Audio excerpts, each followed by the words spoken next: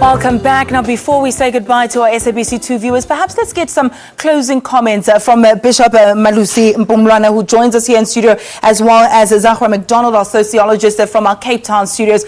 When we are now, everything is said and done, what is the way forward? Bishop, what are your closing comments? I'd say that we should accept that racism is endemic in our society, and the dehumanization of the other is part of, as Zahraa said, it's actually it's cultural. But that also we need to also accept that there is a woundedness in our society that is very deep. It is the reason why all our reactions are so violent, so to say. And so we need to deal with that woundedness on all sides. But then it means that we have to go to the depth of the problems, and that is the values, the beliefs, even the fears that we have. So we can have a society that is free of fear and deprivation. Is it possible? It is possible, but it needs to be dealt with at the spaces where people actually gather. And that's why I'm talking about the churches, I'm talking about the schools, I'm talking about the places, the workplaces must create this specifically to deal with it as a matter of course.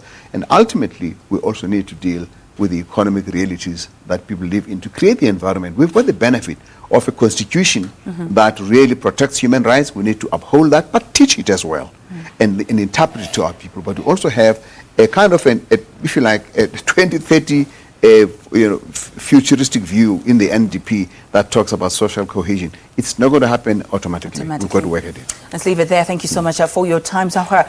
Perhaps you can give us your closing comments very briefly, please.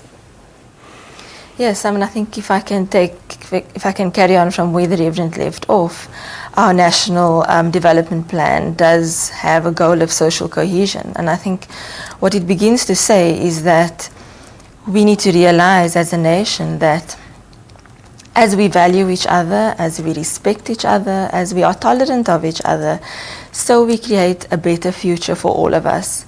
And racism goes directly against that. It doesn't help us to think less of the other or more of ourselves. So let us be tolerant, let us get to know each other. Just make that bit of effort.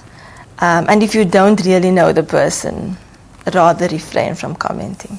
And let's leave it there, at least for now. I think this is a topic that we simply cannot exhaust in such a limited time. It is something that will need revisiting as it is something that we need to constantly work towards if we're going to get rid of it. So we do hope that you did manage to get one or two things, points to ponder during this time that we've had. Let's take a quick ad break, and when we come back, we'll say goodbye.